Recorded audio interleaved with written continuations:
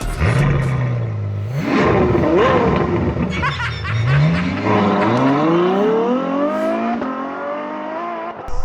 ora and welcome to Tarmac. I'm Dave. I'm Matthew, and today I'm wearing my Mercedes-AMG shoes for a very good reason, because the car behind us is the Mercedes GLA 35 AMG. That's right, it's their sweet spot crossover that matches the AMG ferocity but is not quite as ferocious. Come, let's take a look at this. So the GLA first came into production around 2014 and many just deemed it an A-class on stilts, which, you know, in fairness, it probably was. This is the second generation, and this is the AMG model, and this is the 35. There's so much that's gone on with this. Certainly size-wise, it's a little bit shorter than the original GLA, but it's certainly a lot bigger, both in width and height. Actually, it's about 3 inches taller, which is, you know, that big. It's quite big. This sports the Panamericana grille. I love this grille, so you just know it's part of the AMG family. Lower AMG front apron, LED headlights and DRLs, and you know, some airflow. That actually there is some airflow here, so pretty cool. Overall, just a nice splitter, really good face, and very AMG-ish. Round the side, our review model comes in Patagonia red. Look, I don't know how the relationship to Patagonia comes about. It's not exactly a huge mountain range or anything like that, but you know, again, car companies' colours just fascinate me, and I'm going to do a book on it one day. Feet here, 20-inch feet. Go for the 20 inches rather than the 21s. The 21s have got too thin a rubber on it, which just highlights the hard ride that this car has. Turbo and 4MATIC sign. Turbo to make sure that you get that boost to give you that, I don't know, that extra oomph, and 4MATIC so you know that your feet are firmly planted on the ground when you are going to corner. Very cool. And I also like the wheel arches having this extra bit of protective trim, and also along the door sills, which is again cool. Round the back, there's plenty of glass up top on this one, and also it turns into a sunroof, so there's you know, plenty of light flooding the cabin, which we'll go to again in a minute. Boot line spoiler with a nice little lip up the top here. Privacy glass. We've got LED tail lights either side. AMG badge. The 35 badge here, not to be mistaken for the 45 badge. A little bit of protective chrome around here. Nice lower valance down here, and also 2 exhaust tips that are almost connected to the sports exhaust, but not bad. Round here, kicker tailgate that opens up to 435 litres of trunk space. Not exactly massive, but enough when you drop the seats down to hold most things. Under this sculpted bonnet is a 2-litre turbocharged 4-cylinder engine that produces 225 kilowatts of power, 400 newton meters of torque, so much going on here. 0 to 100 comes in at 5.2 seconds, and it does 8 litres per 100 kilometers worth of fuel sippingness. So, you know, it's pretty efficient and it's certainly very fast. It's an all-round beastly little car, and it's a real pocket rocket. So anybody that doesn't feel like it's not a proper AMG are completely wrong. Speaking of pocket rockets, Matthew's inside and he'll show you all about what's going on in there. I'm not sure what Dave was on about a pocket rocket. I say I'm probably too large to be called that, but here we are. And in this interior, frankly, it's the space. While the car on the outside might be a pocket rocket, on the inside you've got so much of space in here, even though the fact is that this GLA is not as long as the last model, so just goes to show the amount of difference that it makes increasing the headroom. Speaking of room, well, look how far away I am from you guys. That's just a testament to this GLA. It's very comfortable in here, and big thing is, if you've got Mercedes-AMG shoes like me, the door actually covers the sill, so you won't get them dirty. It's a nice touch. Now, before I go into all the materials and stuff like that, I would like to point out a few things. Remember that Mercedes is a German car brand, and Germany tends to be quite a cold country. there are a few giveaways here and there to show its, I guess, essential European-ness. Like in the front, if you would have noticed, the number plate holder is too big for our New Zealand number plates. And then on the inside here, these leather seats are absolutely scorching on a day like today. Same as the chrome door handles on the outside, also very hot for New Zealand summers.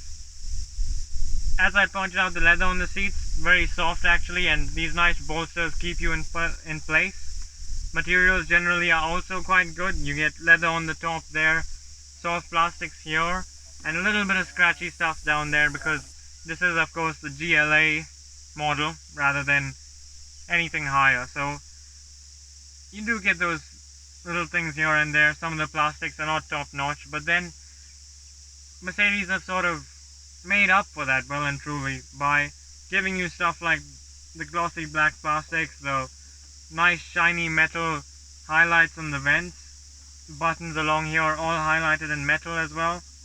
Down the middle here you have space for your phone, wireless charging as well of course. You get 2 cup holders there, plenty of space for your AMG key, and all the buttons and things are generally really well finished. Even this sort of elbow rest over here, fixed in place really nicely. Pop that open and you get some more storage spaces in there. Remember that all of the USB charging ports in this car are actually USB-C, so you might have some trouble if you have a slightly older phone that doesn't have that cable. In terms of storage spaces, you get some nice big door cubbies as well, and the glove box is roomy, including a space for the manual, which the manual doesn't actually fit into. But leave that aside. That's one of the German things that are frankly not so German in this car. That up here you have the sunglass holder, which is actually very rickety, surprising for Mercedes. Their build quality is generally very good.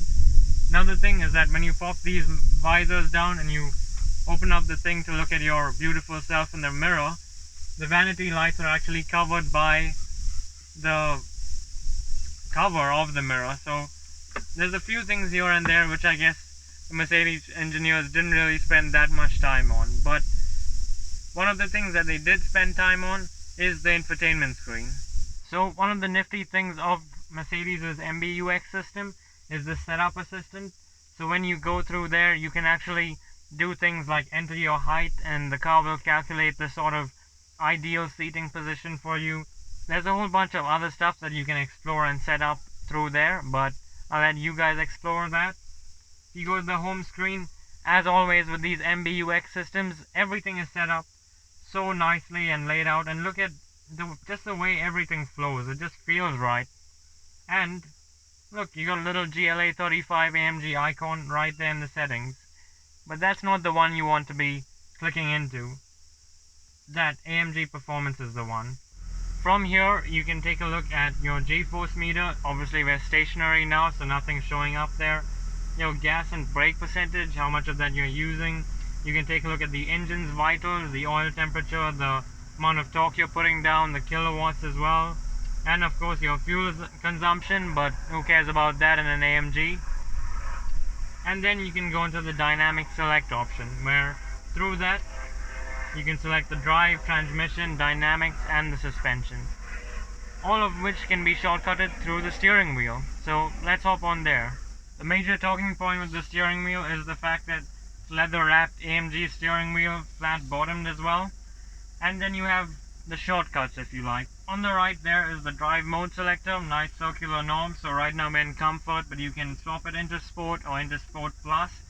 Instantly you'll hear the exhaust become a lot more throatier and everything. The suspension stiffens up, the throttle response is quicker, gear changes, holds it for longer.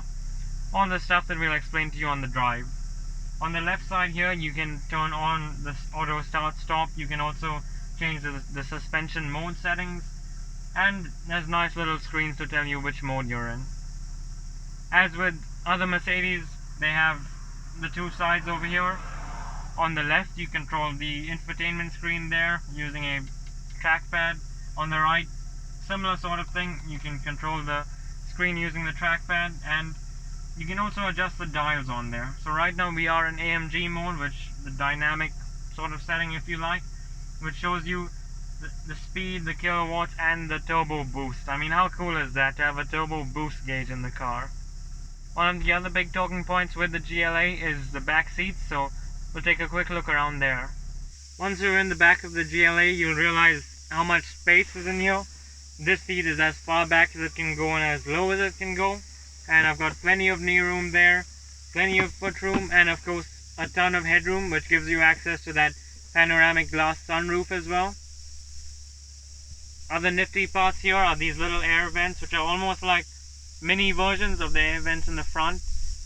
Pull that down and you get 2 more USB-C chargers. And all along here you'll realize just how many speakers are in here. And of course those speakers are connected to the Burmester audio system. And just for counting's sake, there's 6 of them in the back here. And a total of 11 in this car as far as I could count. But anyway, that's not where you want most of the noise to be coming from. You want the exhaust and the engine to make most of the noise in an AMG car. So let's take it for a drive and hear it roar. So as we said at the outset, the GLA 35 hits that, I don't know, little sweet spot where you've got the AMG ferocity sort of mildly tempered actually, but still all the trimmings and just a fair amount of boost and oomph to get you going. I like it. It's for those that don't want to have their face torn off and, I don't know, be continually at war with the car, but just want to have that little bit of extra energy when you want it. This really does have it.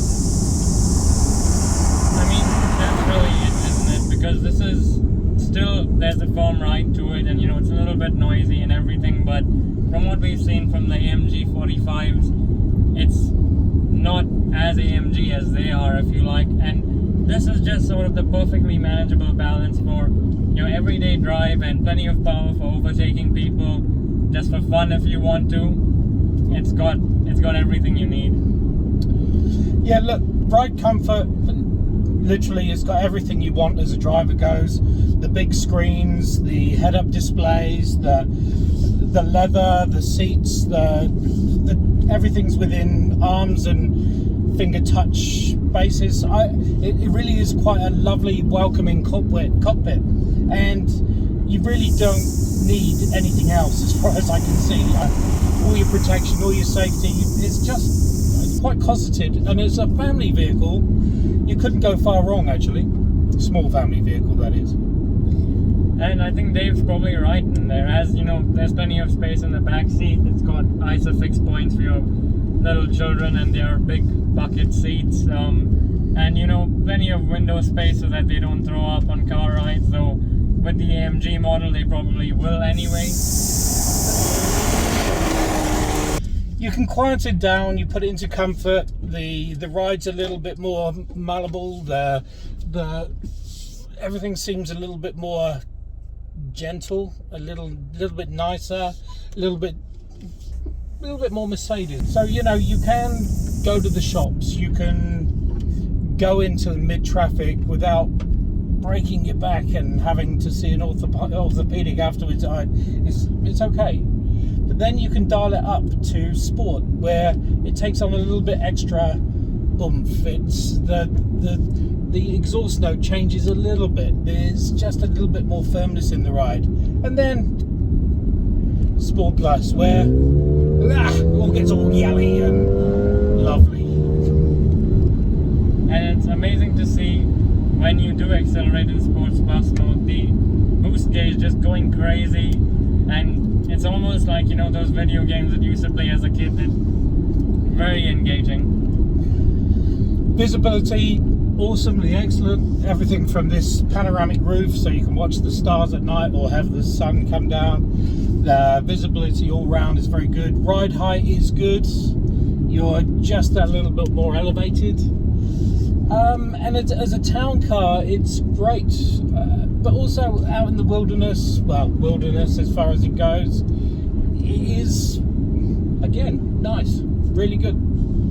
from somebody who generally drives a low car, I've got to say this has got the performance and also the all-important ground clearance to clear big speed bumps, steep driveways and parking garages, all that sort of stuff that would otherwise give you nightmares if you were in an AMG A35, say. That's the difference the GLA makes.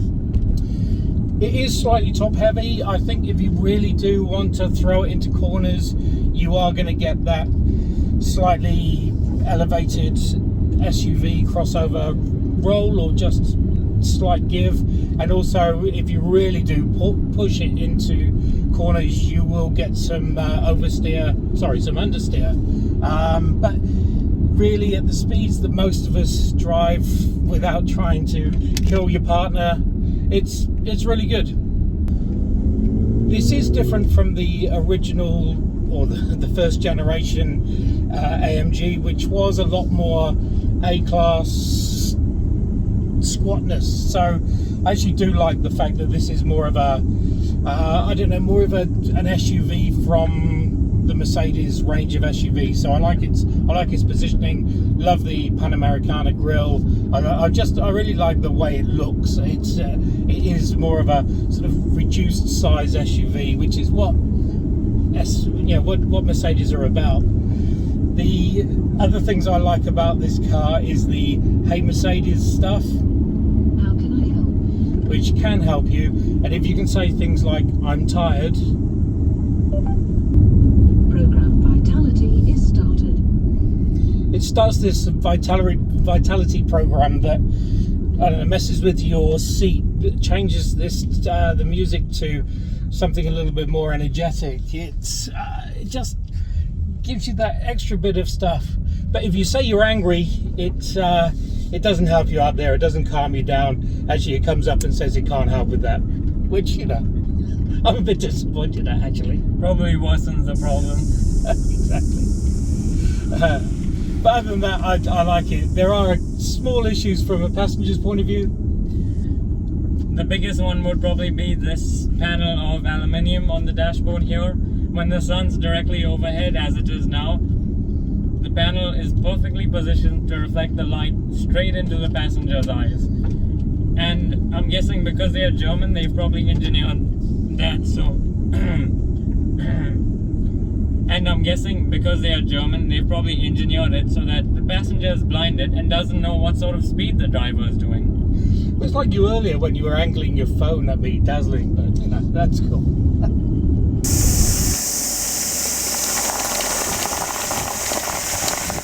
So there you have it, the 2021 Mercedes GLA 35. That's a lot of numbers to go through. It's a sweet spot crossover that is not so sweet. It does have that touch of ferocity, just a little bit more mild-tempered than its bigger 45 cousin, nephew, brother that's going to pick on him anyway. I mean, it's the sort of thing that you could take to work and then quite comfortably drive very quickly through the hills and the back roads on the weekends. It's just the right amount of A35-ness so that your back's in a decent condition after the drive home from work. And after all, what could be cooler than having an AMG on your driveway? Awesome. Thanks for watching. Make sure you subscribe. It'll be somewhere around here. And as always, who knows what we'll have next time, but either way, we'll see you then.